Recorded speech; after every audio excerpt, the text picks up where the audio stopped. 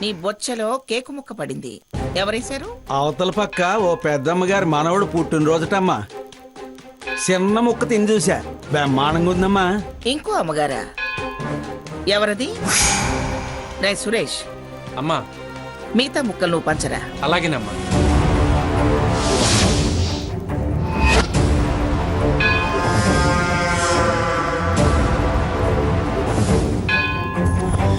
భాగీరథి,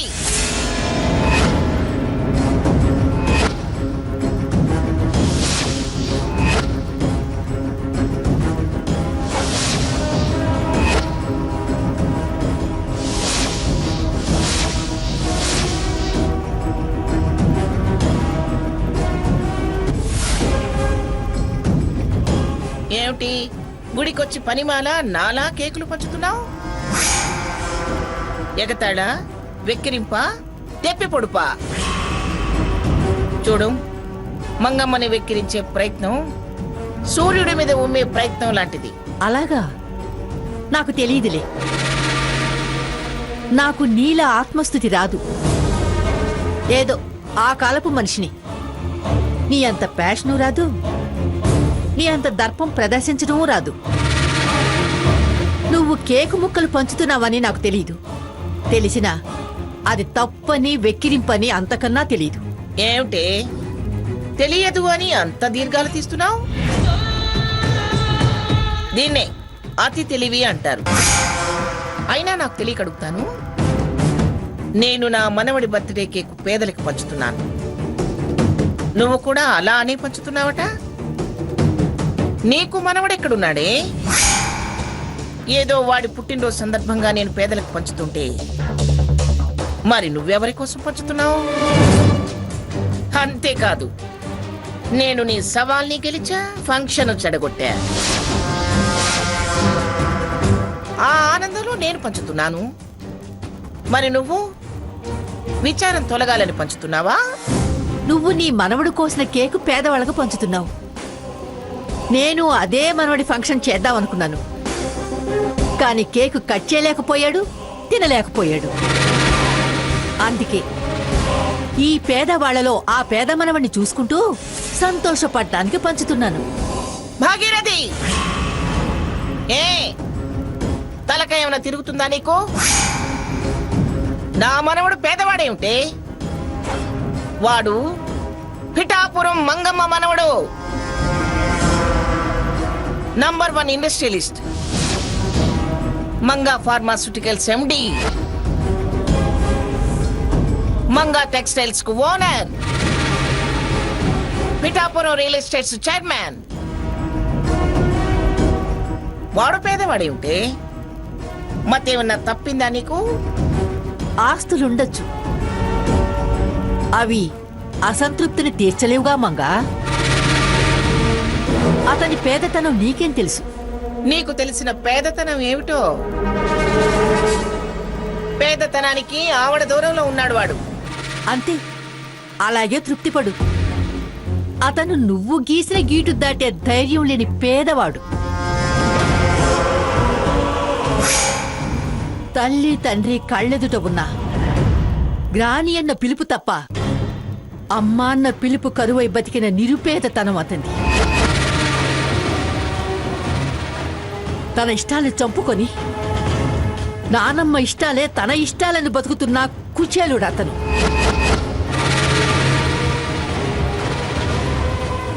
చివరికి కట్టుకోబోయిన పెళ్ళాం కూడా పరాయి వాళ్ల అధికారాల మీద ఆధారపడి బతికిన పేదాతి పేద అతను.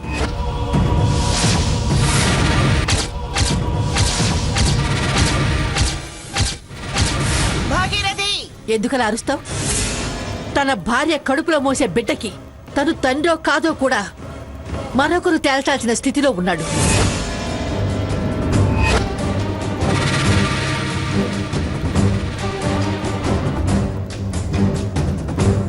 చాలా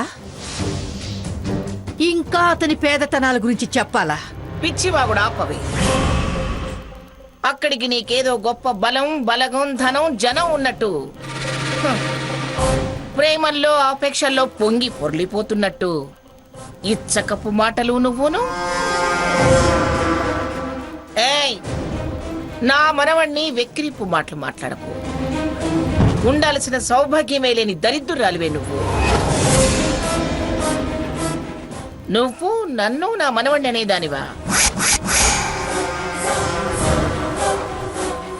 కన్న కూతుర్ని, తెచ్చుకున్న అల్లుణ్ణి, కట్టుకున్న భర్తని ఒక్కసారిగా పోగొట్టుకున్న దరిద్రురాలివే. నీకన్నా పెద్ద దరిద్రురాలు ఎవరుంటారే?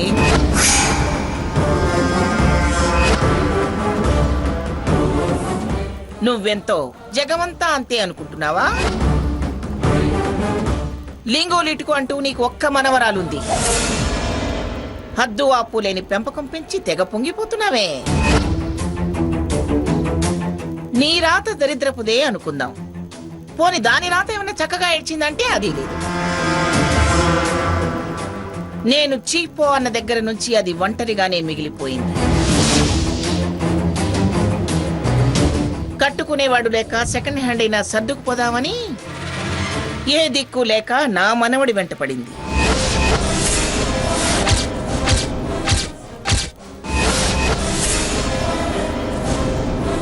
దాన్ని వెంటేసుకొని అన్నీ ఉన్నదానిలాగా తెగ ఎగిరెగిరి పడుతున్నావేమే?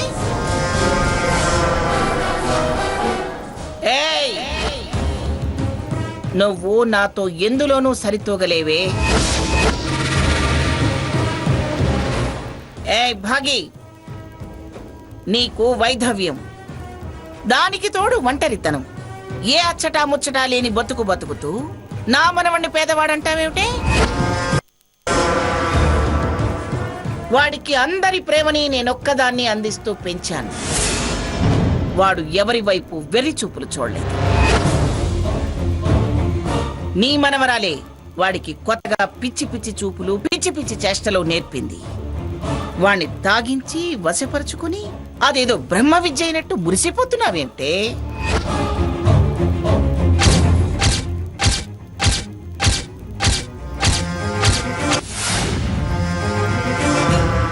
ఈ పిచ్చి కూతలు ఇంకెప్పుడైనా ఇంకెక్కడైనా కూస్తే మీ నాలుకలు తెగ్గోసి బడిత పూజ చేస్తూ బొబ్బిలి దాకా ఊరేగిస్తూ పంపిస్తా. తమాషాలు చేయకండి.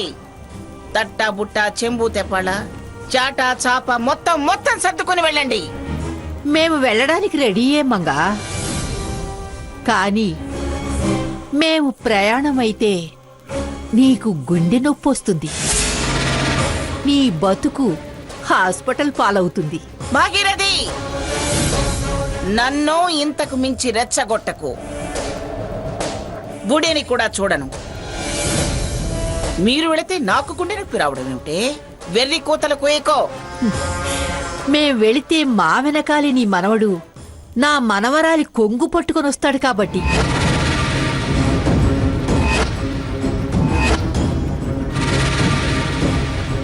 పకీరు ప్రాణాల్లా నీ ప్రాణాలు నీ మనవడి దగ్గరే ఉన్నాయి కదా.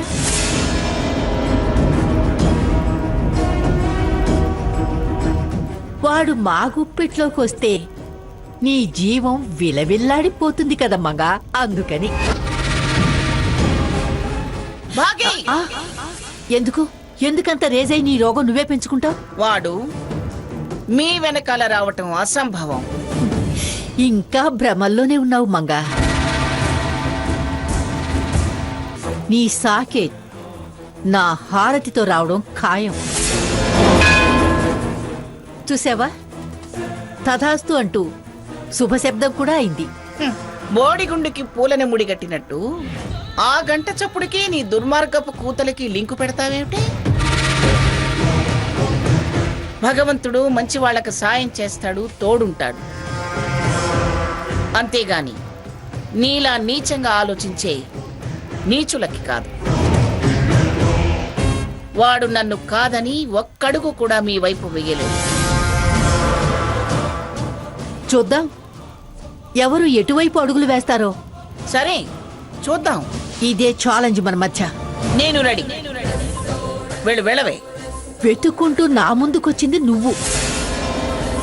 వెళ్లాల్సింది నువ్వు, నేను కాదు.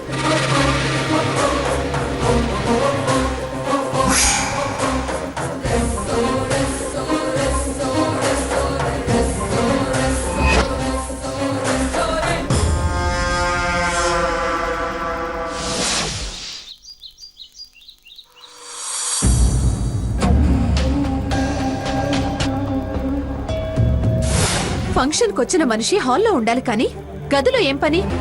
రేయ్, డబ్బు లేకపోతే చెయ్యి చేస్తే ముష్టేసేవాడిని కదరా. మీ బాలకం చూస్తుంటే పిఠాపురం వాళ్ళలా లేరు, స్టూవర్టుపురం దొంగల్లా ఉన్నారు.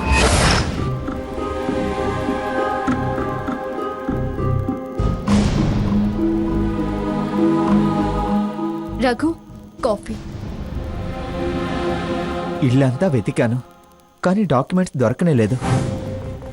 చివరికి దొంగ అనిపించుకున్నాను. డాక్యుమెంట్స్ దొరకలేదన్న బాధే నాకు ఉంది. వాళ్ళు దొంగ అన్నా మనకేం నష్టం లేదు. అసలు వాళ్లే దొంగలు.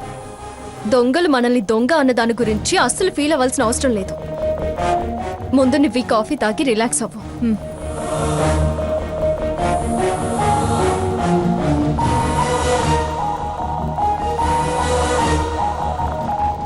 నేనేం ఫీల్ అవ్వలేదు సీత. మన స్వర్ణ లైఫ్ని ఎలా సేవ్ చేయాలా అని ఆలోచిస్తున్నాను. ఆ పేపర్స్ వాడి దగ్గర ఉన్నంతకాలం స్వర్ణకి టెన్షన్ తప్పదు. తను ప్రశాంతంగా ఉండలేదు. పైగా మళ్ళీ మళ్ళీ మనం ఆ ఇంటికి వెళ్ళలేం. ఎలా ఆ పేపర్స్ ఎలా సంపాదించడం అని ఆలోచిస్తున్నా. పోనీ ఇంకొకసారి ప్రయత్నం చేస్తే? మనం వాళ్ళ ఇంటికి వెళ్ళడం ఎలా కుదురుతుంది సీత? ఆ భాగీరథి, హారతి సాకేత్ని వదలరు. ఎలాగైనా వాళ్ళ వైపే తిప్పుకునే ప్రయత్నం చేస్తారు. ఆ వంకతోనే మనం అక్కడికి వెళ్ళాలి. ఈలోపు వాళ్ళు వాటిని మరో చోటికి షిఫ్ట్ చేస్తారు. సేఫ్ లాకర్స్లో పెట్టినా పెట్టే రకాలు.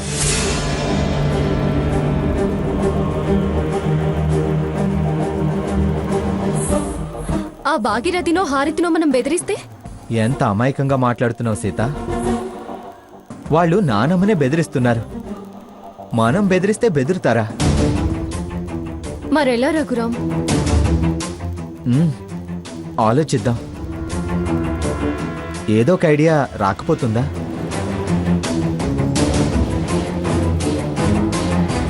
సరేలే రఘురాం, నువ్వు కాఫీ తాగేసి నేను టిఫిన్ రెడీ చేస్తాను.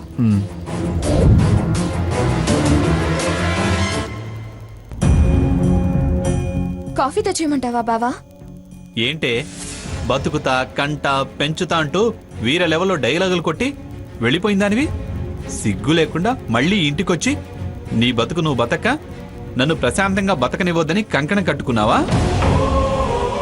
నా వెంటపడి నన్ను ఇలా వేధిస్తున్నావెందుకే? చేయాల్సిన వెధ పనులని చేస్తూ కాఫీ ఇవ్వమంటావా బావా, టీ ఇవ్వమంటావా బావా, టీకాలు వేయించమంటావా, కాడ కాల్చి వాత పెట్టమంటావా అంటూ ఏదో డ్రామాలు ఆడుతున్నావు.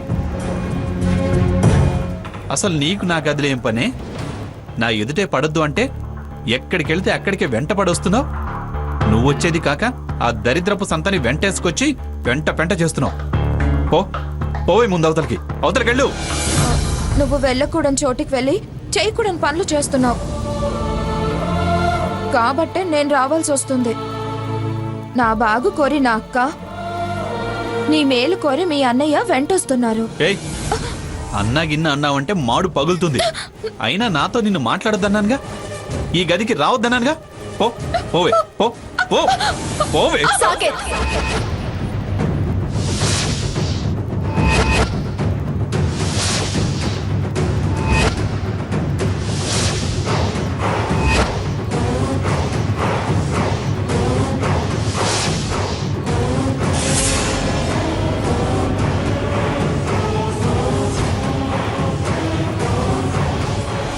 సాకేత్, చేయి దించు. చేయి దించమని నీకే చెప్తుంది, దించు. ఏ అది నీ కంటికి ఎలా కనిపిస్తుంది? బావా బావా అని నీ వెంట పడుతుందని అలసుగా తీసుకుంటున్నావా? అలుసు కాదు, అసహించుకుంటున్నా. అసహించుకోవాల్సింది నువ్వు స్వర్ణని కాదు, స్వర్ణ నిన్ను. సిగ్గులేదు? ఆడపిల్ల, పైగా కడుపుతో ఉన్న పిల్ల అన్న జ్ఞానం కూడా లేదా నీకు? ఏంటి మీరు దాన్ని వెంటేసుకొని వెనకేసుకొని నా మీద దౌర్జన్యం చేసి బలవంతంగా దాని కడుపులో పెరుగుతున్న పిండాన్ని నాకు అంటగట్టాలని చూస్తున్నారా? ఆహా, నువ్వు ఆదరించి అభిమానం చూపిస్తుంటే మేము దౌర్జన్యం చేస్తున్నావా? నువ్వు దౌర్జన్యం చేస్తున్నావు కాబట్టే మేము సపోర్ట్ చేయాల్సి వస్తుంది. నువ్వు వదిలించుకోవాలని చూస్తున్నావు కాబట్టే మేము అండగా నిలవాల్సి వస్తుంది. మీలాంటి వాళ్ళు 100 మంది వచ్చినా నన్నేం చెయ్యలేరు. నిన్ను హారతికి కూడా దగ్గర కానివ్వం. వాళ్ళ మోసాలకి నీ బతుకు నాశనం కానివ్వం. వాళ్ళు కాదు, మీరు నా బ్రతుకుని నాశనం చేస్తున్నారు. నువ్వే నన్ను బెదిరించి విడాకుల కాగితాల మీద సంతకాలు చేయించుకొని అది నువ్వు కలిసి నా బతుకు నాశనం చేయాలని చూస్తున్నారు. చూడు సాకేత్, అది సంతకాలు చేసిన కాగితాలున్నాయని దాన్ని ఏదో చేయాలని వదిలించుకొని జస్ట్ మిస్ హారతితో క్లోజ్ అవ్వాలనే ప్రయత్నాల్ని నువ్వు మానుకో. లేకపోతే మ్యాటర్ చాలా సీరియస్ అవుతుంది. ఆ తర్వాత అందరి అసహ్యాలను భరించలేక బ్రతకాల్సి వస్తుంది. ఎందుకు నీ మర్యాద తీయడం, నీ మీదున్న ప్రేమాభిమానాల నుంచి అమ్మమ్మ గారిని ఎందుకు దూరం చేయడం అని ఆ పేపర్స్ విషయం మేమింతవరకు అమ్మమ్మ గారికి చెప్పలేదు. చెబితే మరో రకంగా ఉంటుంది. మీ దొంగ మాటలు నమ్మే స్థితిలో గ్రానీ లేదు. మీరు నా గురించి గ్రానీకి ఏం చెప్పినా నమ్మదు. అది ఎప్పటి అభిప్రాయమో. నీ మీద పాత అభిప్రాయాలు పోయి చాలా కాలమైంది. నాకు తెలిసి నువ్వు తాగి ఆవిడ మీద చెయ్యెత్తినప్పుడే సగం ప్రేమ తగ్గుంటుంది. మమ్మల్ని నమ్ముతుందో లేదో నిన్న తీసుకురావడానికి మమ్మల్ని నీ దగ్గరికి రానిచ్చినప్పుడే అర్థమైంది. తను మాకు పర్మిషన్ ఇచ్చింది కాబట్టే మేము అక్కడికి రాగలిగాము. నీ చేత ఇక్కడ కేక్ కట్ చేయించేలా చేశాము. అమ్మమ్మ గారికి నిన్ను మేం కలిగించిన సంతోషం తప్పకుండా మా మాట వినేలా చేస్తుంది. నువ్వు మొండిగా చెప్పుకుంటాను అంటే చెప్పుకో, ఆ తర్వాత నువ్వే బాధపడాల్సి వస్తుంది. అయినా మీ గ్రానీ విషయం మాకన్నా నీకే బాగా తెలుసు. ఆవిడ ధర్మాలను పాటించే మనిషి, న్యాయ అన్యాయాలను విచారించే మనిషి. స్వర్ణతో నాకే సంబంధం లేదని నువ్వంటే స్వర్ణ ఆడిన ఒక్క అబద్ధం వల్ల సందిగ్ధంలో ఉండొచ్చు గాని, మేము గనక డైవర్స్ పేపర్స్ విషయం బయట పెడితే నీ బండారం బయటపడుతుంది. ఆడపిల్లకి, పైగా పిఠాపురం వంశోద్ధారకుడిని కడుపున మోసే ఆడపిల్లకి అన్యాయం తలపెట్టినందుకు నీ తల వాచేలా తిట్టి 4 కొట్టైనా నీకు బుద్ధొచ్చేలా తలంటు పోస్తుంది. అది గుర్తుంచుకో. ఏంటి బ్లాక్మెయిల్ చేస్తున్నారు? బ్లాక్మెయిల్ నీకు అలవాటు. స్వర్ణని బ్లాక్మెయిల్ చేసి కాగితాలు రాయించుకున్నాం. మేము నీ చీకటి బాగోతాలని వెలుగులోకి తెస్తాం. మీరేమైనా చేసుకోండి, నాకేం కాదు. నన్ను మా గ్రానీ ఏమనదు. రాత్రి మీరు చూశారుగా నా కోసం ఎంత బాధపడిందో. నీ కోసం ఎలా బాధపడిందో తన మునిమనవాడి కోసం అలాగే బాధపడుతోంది. ఓవే. రే సాకేత్, ఎక్కడికి రా వెళ్తున్నావు? నీకు చెప్పాలా? నేను వస్తాను. ఏంట్రా నువ్వు వచ్చేది? నువ్వేమన్నా నా బాడీ గార్డువా? ఓరా. బావా, సాకేత్, సాకేత్.